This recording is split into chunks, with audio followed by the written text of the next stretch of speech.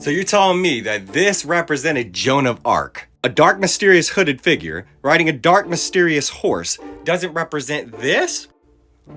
I mean... And you're telling me that this right here didn't represent this? Because, God, they look really familiar, don't they?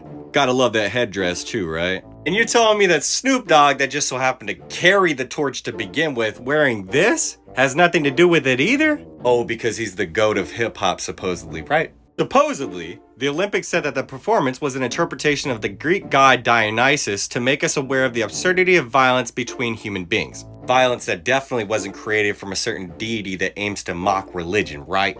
You know, it's funny, so many people are trying to say, oh, well, this is Dionysus and the 12 Olympians. Dionysus wasn't even officially confirmed as an Olympian. And even if he was, and even if that was an interpretation of the 12 Olympians, it has nothing to do with the Olympics to begin with. And even if this did somehow resemble Joan of Arc, right? Does anybody even know the background of Joan of Arc? Kind of like how they made a movie for Napoleon, and then have him shooting at the pyramid in the movie. Is it all of a sudden okay to put your own takes on history? Oh, I forgot, it's a movie, my bad. A movie based on a historical character, but you know, whatever. This entire night was just very confusing, was it not? So many things made absolutely no sense at all. I mean, they literally raised the Olympic flag upside down. Oh my God. Hey, but Palestine showed up, right? That was a beautiful sight to see. But regardless, if you just so happen to think that this was a work of art, you might want to rethink your reality. If you don't think symbolism is real, look at what just took place during the opening ceremonies for the Olympics. Here we saw a hidden cloaked figure riding on a horse. Behind him, what would seem totally abnormal is a pair of wings. What do we know about Lucifer and his fall? Well, he was a fallen angel, and 1/3 of the angels rebelled and fell with him. Revelation 6 mentions the 4 horsemen of the apocalypse. One references to a white horse as well as a pale horse. So I looked, and behold, a pale horse, and the name of him who sat on it was Death, and Hades followed with him. In Revelation 6, we're told of the beast that rides the white horse. In Revelation 13:3, it tells us, and all the world marveled and followed the beast. And what do we see here? That same cloaked figure riding a white horse. What's behind him? All the nations of the world following after him. This stuff isn't a coincidence. The imagery suggests that it's pointing exactly to the beast or the Antichrist of the book of Revelation. When I was younger, if I wanted to go into the adult section, it was an adult section.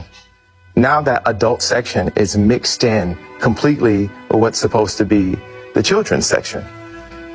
And you got to hear me say this in the calmest way, because people, you know, they want to take a headline and make it seem so radical. But isn't that a shame? The idea of family, the idea of God, the idea of protecting your children's innocence for as long as possible is the radical concept that lets you know where we are in society. Kanye West was right about the Olympics. What have men in dresses mocking Christians at a fake Last Supper got to do with the Olympics? Imagine if Paris openly mocked Muhammad and Islam. There are many questions in regard to the Olympics opening ceremony in Paris. One of them is, what is this little girl doing in the midst of confused men whose balls are hanging out their shorts? Why is anyone okay with this? I can't believe I'm saying this, but Vladimir Putin was right about the West. В нас все более агрессивные информационные атаки. Целью выбирают прежде всего, конечно, молодых людей, молодые поколения. И здесь опять лгут постоянно, извращают исторические факты, не прекращают нападки на нашу культуру, на русскую православную церковь, другие традиционные религиозные организации нашей страны. Посмотрите, что они делают со своими собственными народами. Разрушение семьи, культурной и национальной идентичности, извращение, издевательство над детьми вплоть до педофилии объявляются нормой их жизни. They are trying to destroy the family unit. That way, their ideologies can reign and wreak havoc in the world. It's so disgusting to see this taking place. Depicting Leonardo da Vinci's painting of the Last Supper, but with men who are dressed as women or barely dressed, like this Donnie that has his balls hanging out. How could this be allowed on the global stage? The amounts of public devil worshipping only keep rising. I blame Lil Nas X, but at this point I can see it's bigger than him. He's just a pawn. The Paris Olympics opening ceremony had so much symbolism that was anti-Christian or used to mock Christians, which is sad. Many people are asking, why Christians let things like this slide? The truth is, what shall we do but pray for these people as well as inhibit our children and loved ones from watching these God-forsaken games? The church needs to continue to speak against these things, and I know they will. This is Bishop Barron. Just a few days ago I was in Indianapolis for the marvelous celebration of the Eucharistic Congress. 50,000 Catholics coming together to worship the Lord and celebrate the real presence of Jesus in the Blessed Sacrament. So I come from that experience, and I come home and, I love the Olympics, so I turn on the opening ceremony of the Olympics. What do I see now? And it's in Paris, France, a city I love. I spent 3 years as a doctoral student there. What do I see but this gross mockery of the Last Supper? And I won't describe it any further. Just go online. It's gone viral. You can see it. But this, France felt evidently, as it's trying to put its best cultural foot forward, the right thing to do is to mock this very central moment in Christianity where Jesus, in his Last Supper, gives his body and blood in anticipation of the cross.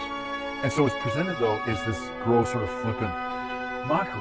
Why on earth are they worshiping a golden calf? These things are being done to anger Christians. But these people will not win. Not today. Not ever. The Olympics used to be about unity, but now they are breaking their own rules. Article 50 Section 2 states that no demonstration of political, religious, or racial propaganda is allowed in any Olympic place, site, or area. So then what was that opening ceremony? A complete mockery of all Christian saints currently alive today that held these games in high regard. It's a mockery of all Christian participants at the games. It's a mockery of religion. A mockery of the family unit. And most importantly, it's a revelation of the great depravity of the Western world. France describes itself as a laïque nation, a secular nation, and the opening ceremony of the Olympics demonstrated that. Cat Williams, Kanye West, and many other men of culture have spoken up against how there is a fight to destroy the family and its values. If this wasn't already clear to you, then the Olympics opening ceremony definitely opened your eyes.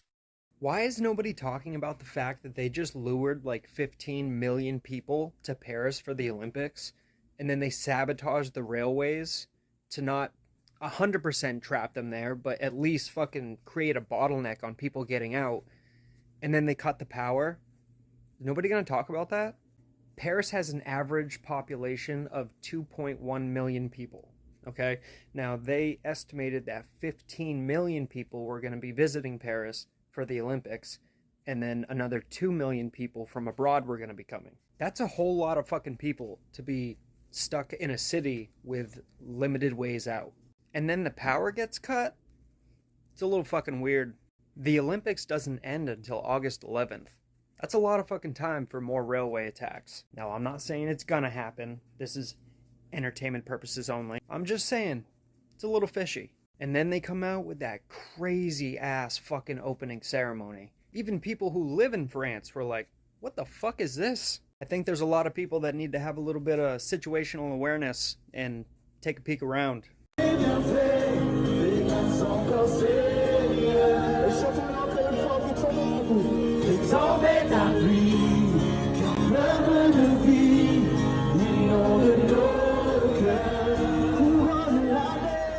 Couronne la